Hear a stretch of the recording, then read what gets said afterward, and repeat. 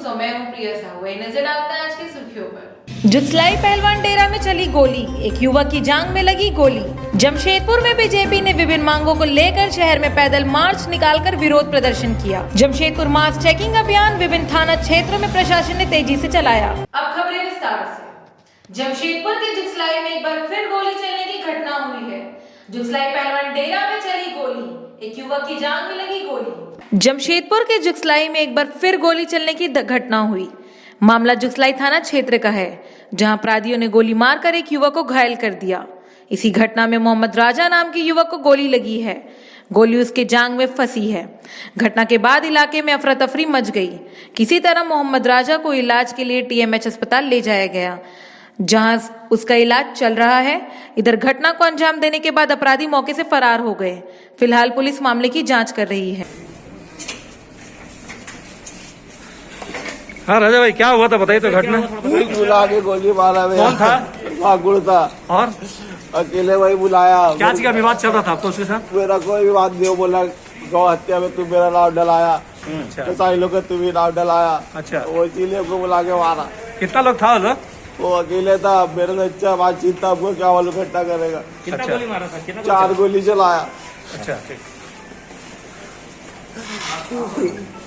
उसको बोले पूरा मार दे, पूरा मार ही नहीं पा रहा था। जानकारी मिली है सर? जानकारी को गोली लगी है, पैर में लगी है गोली जी। बस, इससे ज्यादा नहीं है। अभी वो ओटी में चल गया है, उसका बयान लेंगे। क्या स्थिति है सर लड़के व्यक्ति के? स्थिति ठीक है, पैर में यहाँ लगी है। क्या आपसे विवाद है कि मतलब क्या मामला क्या लगता है? नहीं, पसंद उससे से कुछ बात नहीं, वो ओटी में ले गया है और बाहर आते ही बात करेंगे। तो क्या नाम है लड़का का? लड़का जिसको गोली लगा राजा नाम है। सर कहाँ पे घटना घटी है? सर एक बार फिर से बढ़िया से बता दिए सर।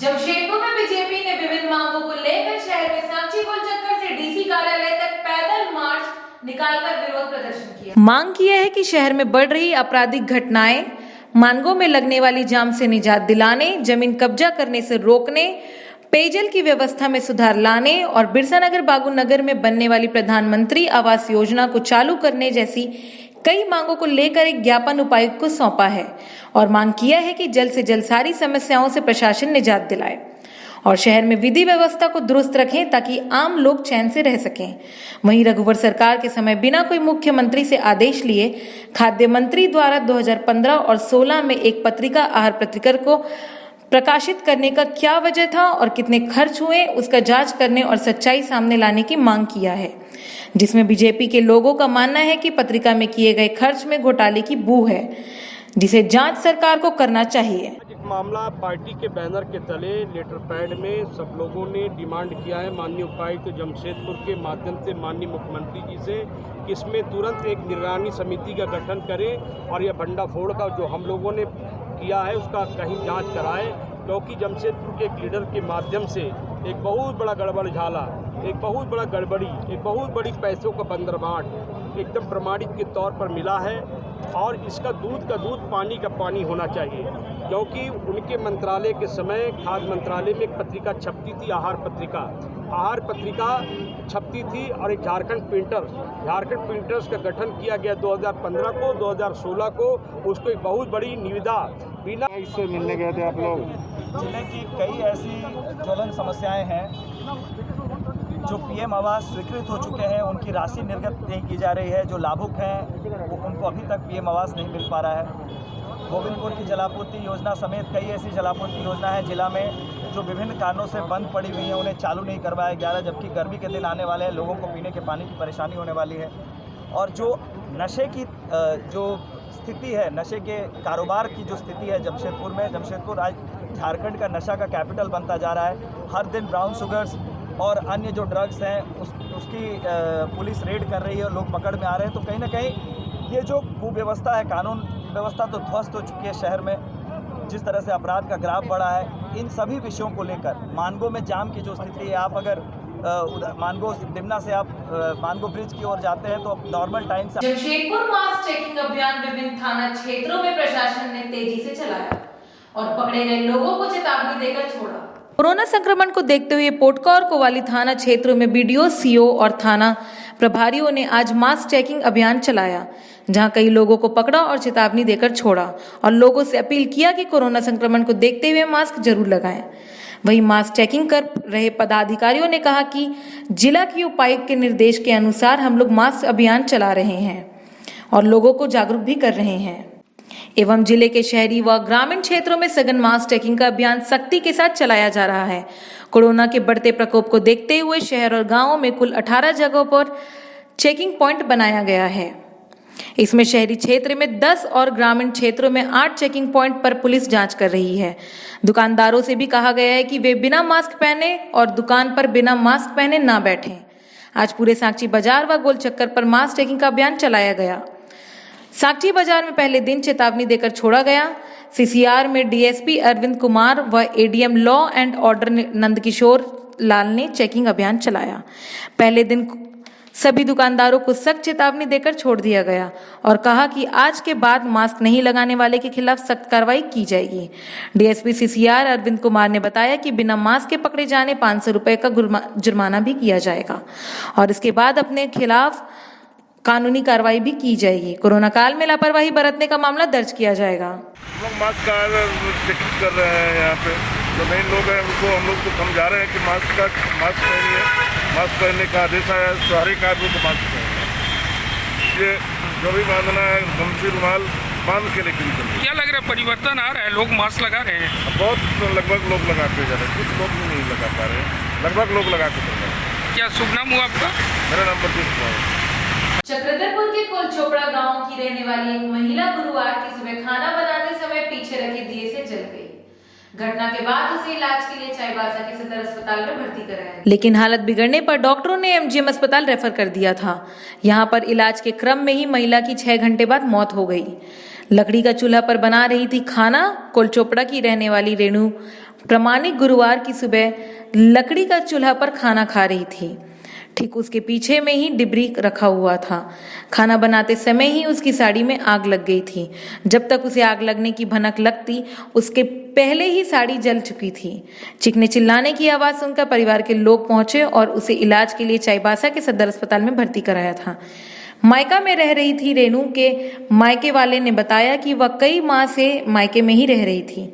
इसी बीच वह मानसिक रूप से बीमार भी चल रही थी। अगर उसे कोई खाना बनाकर देता था तब वह खाती भी नहीं थी। खुद का खाना बना हुआ खुद खाती। कैसे जलेगी? खाना बना रही थी, अचानक आग पकड़ गया जो उसको मालूम भी नहीं चला और पूरा घर में आग लग गया। उसके बाद जैसे चाची लोग को पता चला कि आग लग गया बोलकर के उसको बाहर निकाला गया। फिर उसके बाद घर में बुझाया गया। उसके बाद खटिया में लेकर के लेटाया गया। उसके बाद एम्बुलेंस को कॉल किया गया।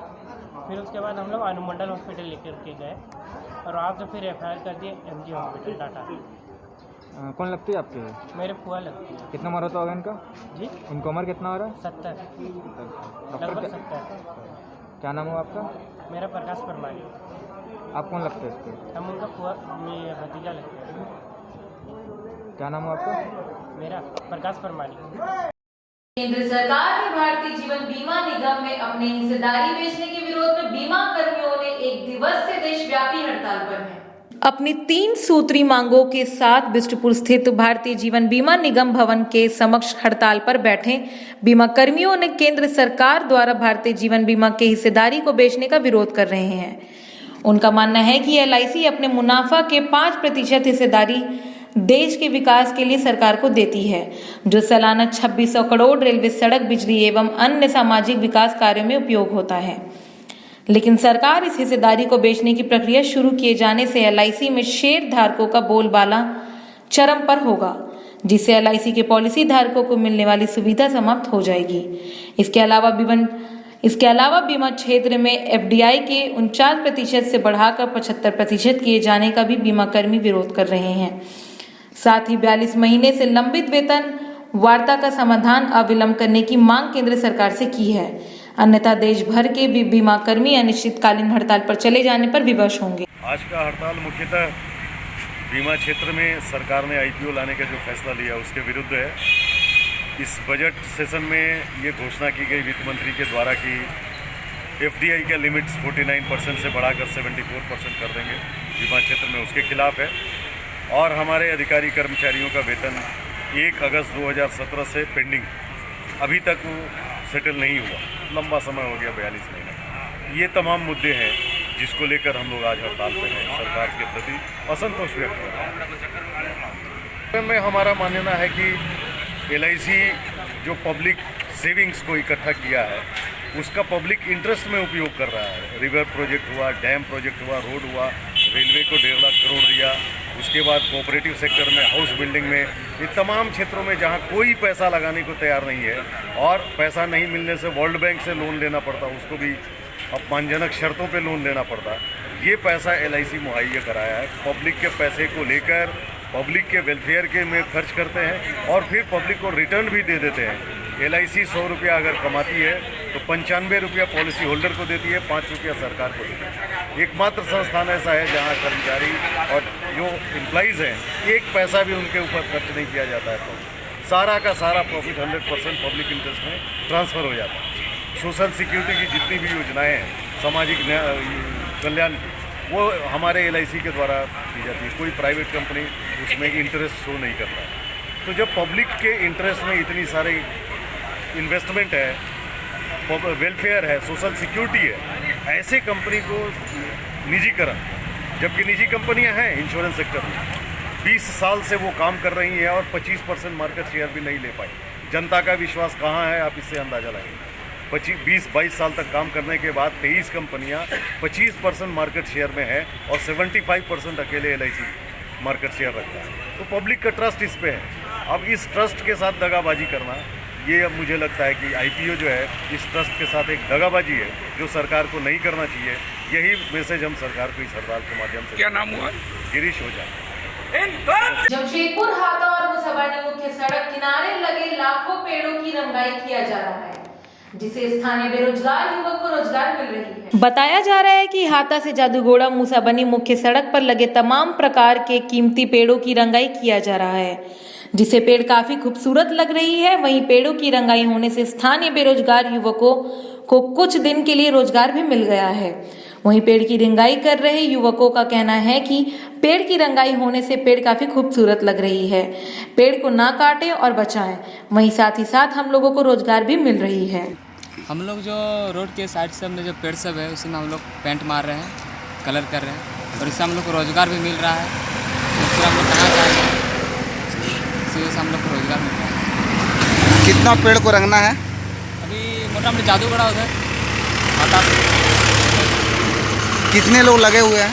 लगे हुए हैं हम लोग यहाँ पे तो फिलहाल 5 जन है, आगे में है 10-15 जन, फिर उससे आगे भी है। लोगों से अपील है कि जंगल को ना जलाएं, पेड़ों को ना काटें और हमारे वन विभाग को बचाएं। जुतलाई पहलवान डेरा में चली गोली, एक युवक की जांघ में लगी गोली। जमशेदपुर में बीजेपी ने विभिन्न मांगों को लेकर शहर में पैदल मार्च निकालकर विरोध प्रदर्शन किया। जमशेदपुर मास चेकिंग अभियान विभिन्न थाना क्षेत्रों में प्रशासन ने तेजी से चलाया। फिलहाल के लिए बस इतना ही। अब मिलते हैं अगले अंक में। बिग न्यूज़ की पूरी टीम को दीजिए इजाजत। नमस्कार।